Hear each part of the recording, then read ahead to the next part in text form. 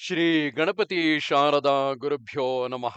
ಯತ್ರ ಯೋಗೇಶ್ವರ ಕೃಷ್ಣೋ ಯತ್ರ ಪಾರ್ಥೋ ಧನುರ್ಧರಃ ತತ್ರ ಶ್ರೀ ವಿಜಯ ಭೂತಿರ್ಧ್ರುವ ನೀತಿರ್ಮತಿರ್ಮಮ.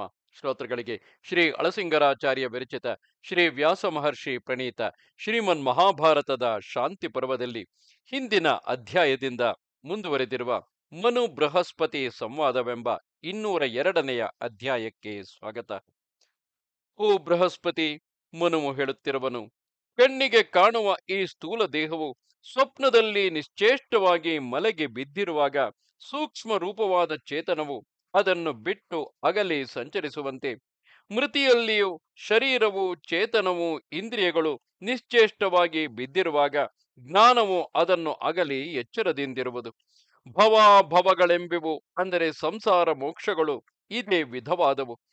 ನೀರು ತಿಳಿವಾಗಿದ್ದಾಗ ಅದರಲ್ಲಿ ಪ್ರತಿಬಿಂಬಿಸುವ ರೂಪಗಳೆಲ್ಲ ವ್ಯಕ್ತವಾಗಿ ಕಾಣುವಂತೆ, ಇಂದ್ರಿಯಗಳು ಕಲಗದಿದ್ದಾಗ ಜ್ಞಾನದಿಂದ ಜ್ಞೇಯವಾದ ವಸ್ತುವನ್ನು ಅಂದರೆ ಆತ್ಮನನ್ನು ಕಾಣಬಹುದು. ಕಲಗಿದ ನೀರಿನಲ್ಲಿ ಪ್ರತಿಬಿಂಬವು ಕಾಣಿಸದಂತೆ ಕಲಗಿದ ಇಂದ್ರಿಯಗಳಲ್ಲಿ ಜ್ಞಾನದಿಂದ ಆತ್ಮಸ್ವರೂಪವನ್ನು ತಿಳಿಯುವುದು ಸಾಧ್ಯವಿಲ್ಲ. ಅಜ್ಞಾನದಿಂದ ಬುದ್ಧಿ ಕೆಡುವುದು. ಬುದ್ಧಿಯ ಮೂಲಕವಾಗಿ ಮನಸ್ಸು ಕೆಡುವುದು. ಮನಸ್ಸು ಕೆಟ್ಟಾಗ ಅದನ್ನು ಆಶ್ರಯಿಸಿದ ಇಂದ್ರಿಯಗಳು ಕೆಡುವವು. ಅಜ್ಞಾನದಲ್ಲಿಯೇ ತೃಪ್ತನಾಗಿ ವಿಷಯಗಳಲ್ಲಿ ಮುಳುಗಿದವನು ಅದರಲ್ಲಿ ತೃಪ್ತಿಯನ್ನು ಎಂದಿಗೂ ಹೊಂದಲಾರನು. ಆತ್ಮವು ಅದೃಷ್ಟ ರೂಪವಾದ ತನ್ನ ಪುಣ್ಯ ಪಾಪ ಕರ್ಮಗಳೊಡಗೂಡಿ ಆ ವಿಷಯಗಳ ಕಡೆಗೆ ಎಳೆಯಲ್ಪಡುವನು. ಪಾಪ ಸಂಬಂಧದಿಂದ ಮನುಷ್ಯನ ತೃಷ್ಣೆಯು ಎಂದಿಗೂ ತೀರಲಾರದು.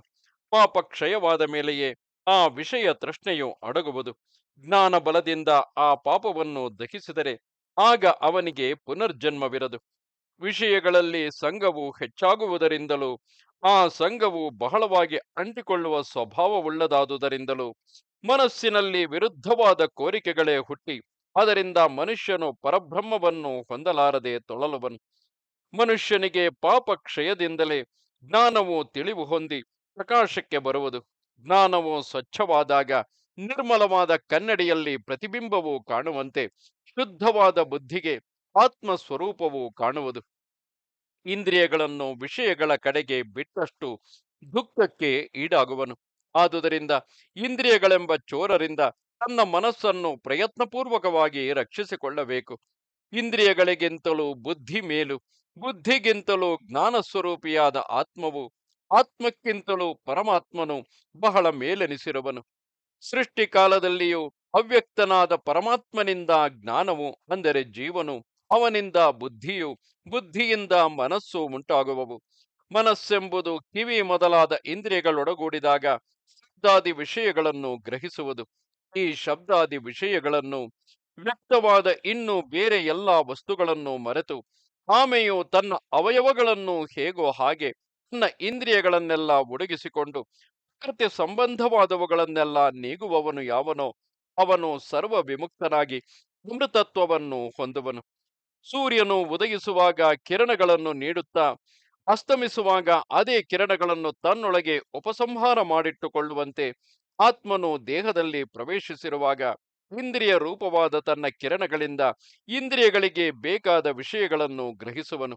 ಆ ಶರೀರದಿಂದ ತಾನು ಬಿಟ್ಟು ಹೋಗುವಾಗ ಆ ಇಂದ್ರಿಯಗಳೆಂಬ ಕಿರಣಗಳನ್ನು ತನ್ನೊಡನೆ ಎಳೆದುಕೊಂಡು ಅಸ್ತಮಿಸುವನು.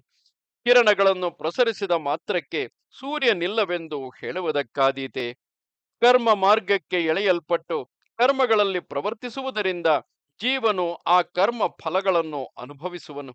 ವಿಷಯ ಭೋಗಗಳಿಂದ ನಿವೃತ್ತನಾದ ಮೇಲೆಯೂ ಜೀವನಿಗೆ ಆಶೆಯೊಂದು ಮಾತ್ರ ಇದ್ದು ಮಿಕ್ಕ ವಿಷಯಗಳೆಲ್ಲವೂ ನಿವೃತ್ತಿ ಹೊಂದುವವು.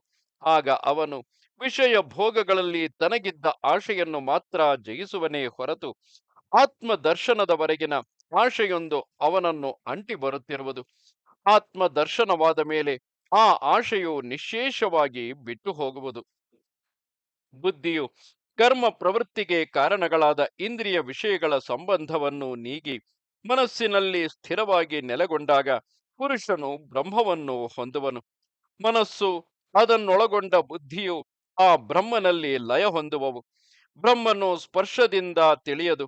ಕಿವಿ, ಮೂಗು, ನಾಲಿಗೆ ಮುಂತಾದ ಬೇರೆ ಇಂದ್ರಿಯಗಳಿಂದಲೂ ತಿಳಿಯತಕ್ಕದಲ್ಲ. ಅನುಮಾನದಿಂದಲೂ ತಿಳಿಯಲು ಸಾಧ್ಯವಿಲ್ಲ.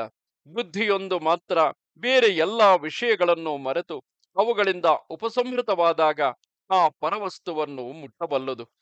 ಇಂದ್ರಿಯಗಳು ಮನಸ್ಸಿನಲ್ಲಿಯೂ, ಮನಸ್ಸು ಬುದ್ಧಿಯಲ್ಲಿಯೂ, ಬುದ್ಧಿಯು ಜ್ಞಾನರೂಪವಾದ ಆತ್ಮನಲ್ಲಿಯೂ, ಆ ಆತ್ಮನು ಪರಮಾತ್ಮನಲ್ಲಿಯೂ ಲಯಿಸಿದಾಗಲೇ ಅಂತಹ ಉತ್ತಮ ದಶೆಯು ಬರುವುದು. ಇಂದ್ರಿಯಗಳನ್ನು ಒಡಗಿಸುವವರೆಗೆ ಮನಸ್ಸಿಗೆ ಸಿದ್ಧಿಯಿಲ್ಲ. ಮನಸ್ಸು ಬುದ್ಧಿಯನ್ನು ತಿಳಿಯಲಾರದು, ಬುದ್ಧಿಯು ಆತ್ಮವನ್ನು ಕಾಣಲಾರದು. ಸೂಕ್ಷ್ಮವಾದ ಆತ್ಮವು ಮಾತ್ರ ಇವೆಲ್ಲವನ್ನೂ ನೋಡುತ್ತಿರುವುದು. ಇದು 202ನೆಯ ಅಧ್ಯಾಯವು. ನಮಸ್ತೆ ಶಾರದೆ ದೇವಿ, ಕಾಶ್ಮೀರ ಪುರವಾಸಿನಿ. ತ್ವಾಮಹಂ ಪ್ರಾರ್ಥಯೇ ನಿತ್ಯಂ, ವಿದ್ಯಾದಾನಂಚ ದೇಹಿಮೆ. ನಮಸ್ಕಾರ.